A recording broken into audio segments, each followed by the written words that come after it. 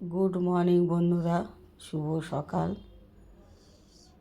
এখন ঘড়িতে 8:05 বাজে সকাল। আমি ভয়েস দিচ্ছি। ভিডিওটা মনে হয় গত পরশু দিনের শ্যুট করা ছিল, পোস্ট করা হয়নি, তো তাই আজ পোস্ট করছি। এই যে জামা কাপড়, শাড়ি টাড়ি সব ভাঁজ করছি, গুছিয়ে রাখছি পাট করে। এই যে আমার হাতে যে শাড়িটা আছে, এই শাড়িটা আমার বাবার কেনা শাড়ি। তো এই শাড়িটা পরেই আমি আমার শাশুড়ি মার বছরকির কাজ সম্পূর্ণ করেছি। তো আমার বাবার আশীর্বাদ এই শাড়িটা।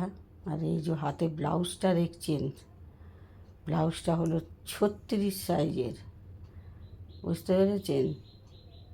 তো আমার তো আগে ব্লাউজ লাগতো 34, অনেক আগে। তো এখন লাগে 32-এর বড় সাইজটা। তো আমাকে দিয়ে দিয়েছে 36 সাইজের ব্লাউজ।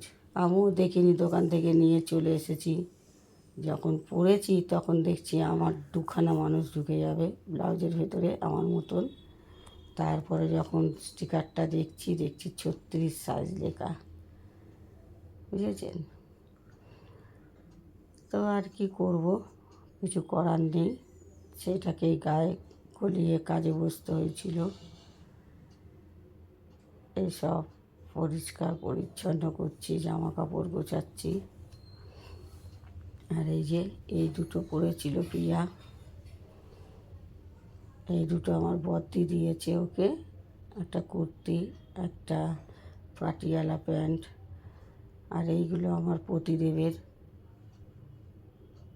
ধুতি, জাঙ্গিয়া। আর এই যে গেঞ্জিটা, এই গেঞ্জিটাও পরেইনি, কারণ গেঞ্জিটাও গায়ে ঠেকাইনি, হয়নি বলছি ভুল, গেঞ্জিটাও আর পরেইনি, ওই গামছা গায়ে দিয়ে ধুতি পরেই ও কাজটা করেছে। গেঞ্জিটা আর পরেনি, নতুনই রাখা আছে। তো এইগুলো পরেই সব কাজকর্ম হয়েছে। আর আগে যে সায়াটা দেখালাম ওটা আমার বদ্দি দিয়েছে।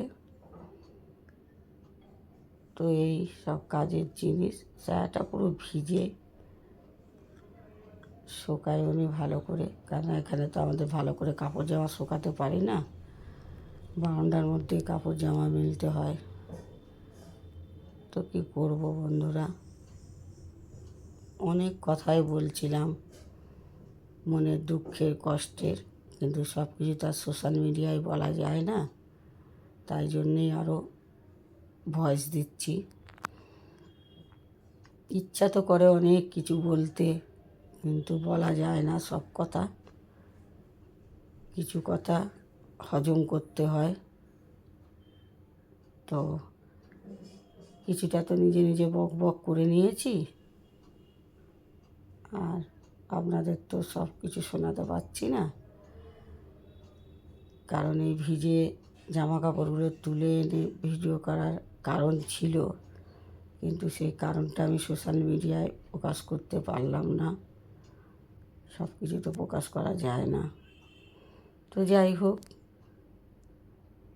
এই জামা কাপড়গুলো পরেই আমাদের শাশুড়ি মায়ের কাজ করা হয়েছিল। আর কি করব বলুন, এই কাজ করছি আর বক বক করছি, কিচ্ছু করার নেই। তো বন্ধুরা, আপনারা কে কেমন আছেন অবশ্যই একটু কমেন্টে জানাবেন। এখনও অনেক কাজকর্ম পড়ে আছে, কাজকর্ম এখনও হয়নি। রাতে ভয়েসটা দিতে পারিনি, তাই সকালেই ভয়েসটা দিচ্ছি ভিডিওর। তো আমার আজকের সব কাজকর্ম এখনও পড়ে আছে, আর আমি বেশিরভাগ সকালেই দিই ভয়েসটা, রাতে সময় হয় না ওই জন্য।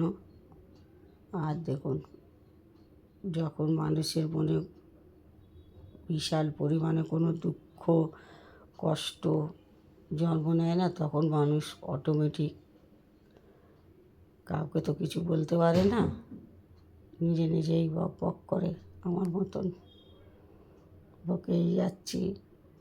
প্রিয়া শুনেই যাচ্ছে দাঁড়িয়ে দাঁড়িয়ে, কিছু করার নেই। আর কি করব, কিচ্ছু করার নেই। আর যাব, আজকের তো সব কাজকর্ম পড়ে আছে, সেগুলো করব। আর এই ভিজে জামা কাপড়গুলো কোথায় মিলে কোথায় কি করি দেখি। তাকে তো দেখাতে দেখাতে তো পাট করে রাখা হয়ে গেল। এই যে কম্বলগুলো নামিয়ে তো আমার মুশকিল হয়ে গেল। বৃষ্টি এসে গেল, কী করে যাবি? আলু আনতে হবে বন্ধুরা, জানি আজ আলু তো এই কম্বলগুলো নামিয়ে কম্বলগুলো আবার কাচতে দেবো। তো কাজ কি গরম, এত বৃষ্টি পড়ছে, দেখেছেন আওয়াজ শুনতে পাচ্ছেন? কিন্তু গরম যাচ্ছে না। গরমে মানে তোদের দিকে এই কম্বলগুলো গায়ে দিয়ে দেয় বাবা। এখন যার সঙ্গে ঝগড়া হবে ঘরেতে আমি বলেই দিয়েছি, প্রিয়ার সঙ্গে হোক প্রিয়ার বাকির সঙ্গে হোক, কিচ্ছু করবো না, এদেরকে শোয়াবো, শুয়ার কম্বলগুলো দিয়ে ঢাকা দিয়ে দেবো। ঠিক আছে ভাবি, বেশি বললে আমি কম্বল চাপা দিয়ে দেবো। এইগুলো গায়ে ঢাকা দিয়ে দেবো। আমার সঙ্গে ঝগড়া করলেই, অত্যাচার করলেই, বাপ দেখছি কম্বল খায়ে ঢাকা দিয়ে দেবো।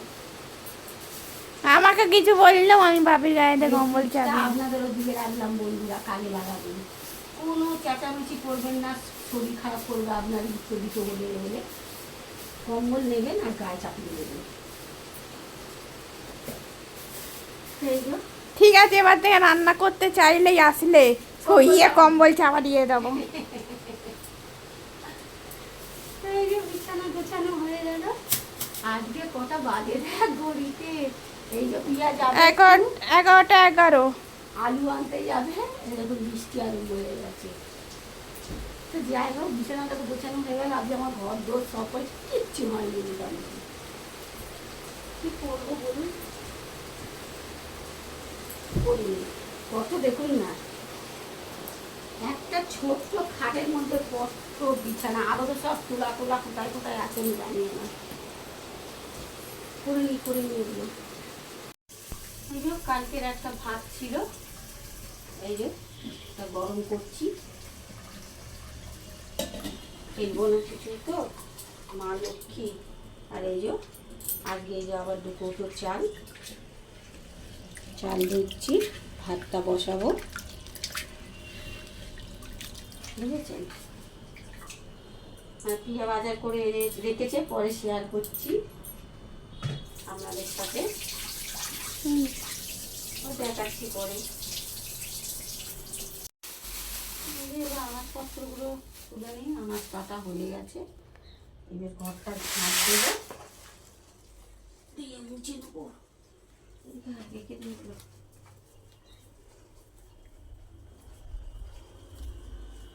এই যে আনাজ ধুয়েও রাখা হয়ে গেছে, আনাজপত্র সব ধুয়ে রেখে দিয়েছি।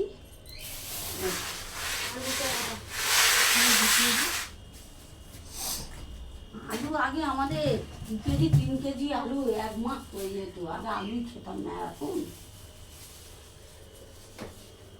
এত আলু খাচ্ছি,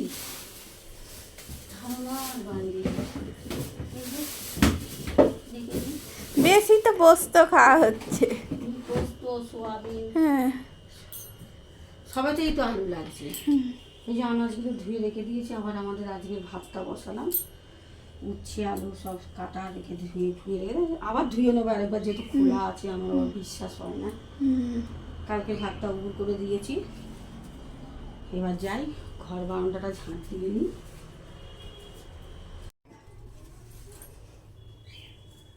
এইখানটা কোথা দিয়ে এলো রে? কি করে জানবো আমি? আমাদেরই তো, তো এখানে কে নিয়ে এলো বুঝতে পারছি না তো। আমি তো তোমাকে ওখানে দেখলাম। হ্যাঁ, তোমাকে তো আমি ওখানে দেখলাম তখন। কি জানি, মাথার কোনো ঠিকও নেই বন্ধুরা, বুঝতে পারছেন? মানে আমার মাথা কি হয়ে আছে।